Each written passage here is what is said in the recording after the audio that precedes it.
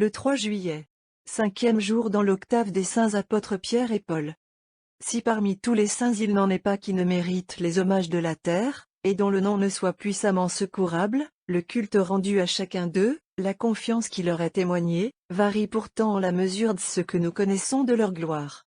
Il est donc juste, et c'est l'affirmation posée par saint Léon le Grand dans l'office de ce jour, il est juste d'honorer davantage ceux que la grâce divine a tellement élevés entre tous, que, dans ce corps de l'Église qui a le Christ pour tête, ils sont établis comme les 2 yeux éclairant tous les membres.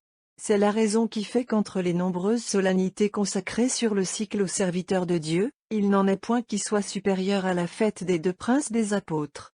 Lorsque la pratique de l'Église inspirait les mœurs des particuliers et des peuples, la confiance des nations, la dévotion privée elle-même n'avait pas d'autres appréciations, d'autres préférences que celles de la Sainte Liturgie. Et il serait long, trop long pour nous, de relever dans les histoires, chartes publiques ou simples contrats, monuments de toutes sortes, les preuves sans fin de l'amour de nos pères pour le glorieux porte-clés du royaume du ciel et son illustre compagnon armé du glaive. La foi était vive en ces temps. On comprenait que, de tous les biens départis par Dieu à la terre, il n'en est point qui égale les grâces de sanctification, de doctrine, d'unité, dont Pierre et Paul avaient été, pour tous, les instruments prédestinés. Le cœur aussi s'élargissait avec l'intelligence. On voulait connaître la vie si touchante de ces pères du peuple chrétien. On leur tenait compte du dévouement avec lequel ils avaient, sans calculer, dépensé leur sueur et leur sang.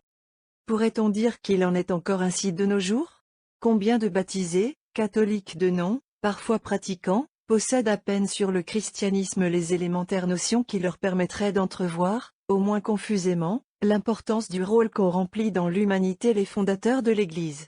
Il en est d'autres, et, grâce à Dieu, leur nombre a grandi dans nos temps, qui tiennent à honneur d'avoir approfondi les principes sur lesquels repose la divine constitution de la société rachetée par le sang du Seigneur. Cela comprennent et ils révèrent la place auguste que Pierre et Paul ont occupée, qu'ils retiennent toujours dans l'économie du dogme chrétien. De cela même néanmoins, en est-il beaucoup qui véritablement honorent comme ils doivent les 2 princes des apôtres? Ce qu'ils savent de leur dit assez qu'ils n'ont peut-être à leur égard comme pour d'autres bienheureux, dont on voit le culte s'étendre ou décroître, suivant les lieux, les temps, les circonstances. Le culte de Saint Pierre et de Saint Paul tient par ses racines au fondement du catholicisme, soit dans les peuples, soit dans les âmes. Il ne saurait s'amoindrir qu'au grand détriment du catholicisme lui-même. Mais tout culte n'est vrai, que s'il implique dévotion et amour. Et peut-on dire que, chez tous ceux dont nous parlons, la connaissance des saints apôtres ait pénétré suffisamment de l'esprit jusqu'au cœur? C'est que pour plusieurs cette connaissance, confinée dans la région de la théorie, demeure par trop impersonnelle aux 2 apôtres. Et que les principes les plus savamment déduits ne donnent point l'esprit de foi, qui réside au cœur et anime la vie. Qu'ils complètent donc leur science.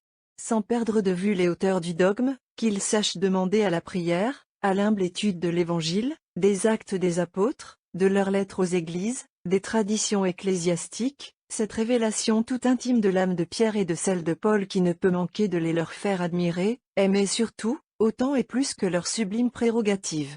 Peut-être alors s'étonneront-ils d'avoir connu si tard bien des détails précieux, et 1000 traits instructifs que les plus petits enfants des siècles réputés barbares eussent rougi d'ignorer. À coup sûr, ils auront joie de se sentir plus catholiques dans l'âme. Ils s'estimeront heureux d'avoir compris, de partager enfin la dévotion de l'humble femme du peuple et sa naïve confiance, mêlée de crainte, dans le portier du paradis. La belle préface qui suit est empruntée aux missels mozarabes. Elle chante les contrastes divins parmi lesquels aime à se jouer l'éternelle sagesse, et qu'elle sait plus à multiplier dans la vie des 2 princes des apôtres. Illatio. Il est digne et juste, Père Tout-Puissant, que nous vous rendions de grandes grâces pour la multiple gloire des apôtres Pierre et Paul. Car vous les avez gratifiés abondamment des dons les plus divers en votre miséricordieuse bonté. Vous avez fait d'eux les disciples de votre Fils, les maîtres des nations. Pour la prédication de l'Évangile ils président dans le royaume des cieux, ils sont enfermés dans d'étroits cachots. Eux ont le pouvoir de délier les péchés, ils sont liés par des chaînes de fer. Ils donnent la santé, et souffrent tous les maux. Ils commandent aux démons, et par les hommes sont flagellés. Ils mettent en fuite chaque genre de mort, et fuient la persécution. Ils marchent sur la mer, et peinent au travail. D'un mot transportent les montagnes, et vivent du labeur de leurs mains. Ils doivent juger les anges, et subissent la question. vivent avec Dieu, périclitent sur la terre. Enfin le Christ se fait leur serviteur, lavant leurs pieds.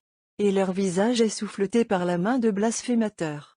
Rien n'a manqué presque, en fait de misère, à leur patience. Rien, en fait, de succès, qui n'orne leur couronne de victoire. Si nous repassons toutes les souffrances, tous les tourments qu'ils ont endurés pour attester la foi véritable, ils l'emportèrent sur les martyrs. Comme miracle, ils ont fait par le Christ ce que fit le Christ même. Comme passion, ils ont supporté, devant nécessairement mourir, ce que lui a subi dans une mort volontaire, eux par ses forces, lui par les siennes. Pour enseigner avec autorité, entre lui et eux il y avait ressemblance, non-égalité comme docteur. Pierre a accompli, dans son temps, ce qu'il avait promis avant le temps. Il a donné sa vie pour celui qu'il avait cru ne pouvoir renier autrefois. Comme, dans l'ardeur précipitée de son très grand amour, il s'était engagé légèrement, sans comprendre que le serviteur ne pouvait donner pour le maître ce que le maître n'eût auparavant donné pour le serviteur, il ne refusa pas d'être crucifié comme lui, mais n'eut pas la présomption d'être attaché de même.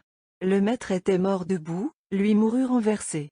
Signe de la majesté de celui qui montait dans les cieux, marque de la fragilité de celui qui descendait vers la terre. Non inférieur en amour, Paul se souvient de ce qu'il avait dit de lui-même, « Le Christ est ma vie, et la mort m'est un gain ». Plein de joie, sous les coups du bourreau furieux, il offre au Christ sa tête assouplie aux joues. Pour celui qui est la tête du corps des élus dont il fait partie, il donne la tête de son propre corps. Les deux soldats de Dieu se partagent la dépouille de la passion du Seigneur. L'un sur le gibet, l'autre sous le glaive, Pierre par les clous. Paul dans le sang. Mort différente, même amour en la mort.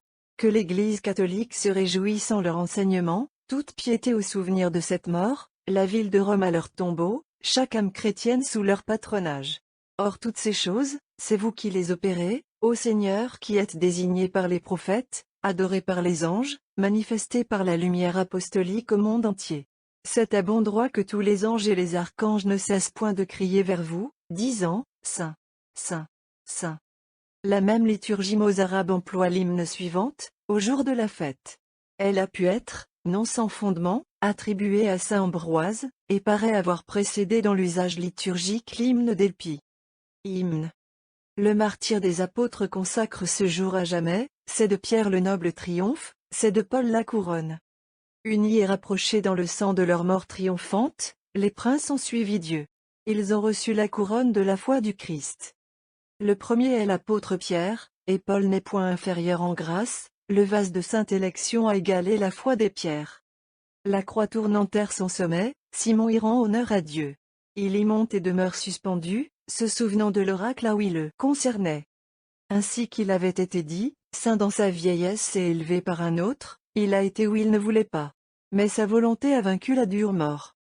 Fondé dans un sang pareil, ennobli par un tel personnage, Rome alors est devenue la tête sublime de la religion. Dans toute l'enceinte de la grande ville, les foules se pressent en rang serré, pour aller dans 3 directions célébrer la fête des augustes martyrs.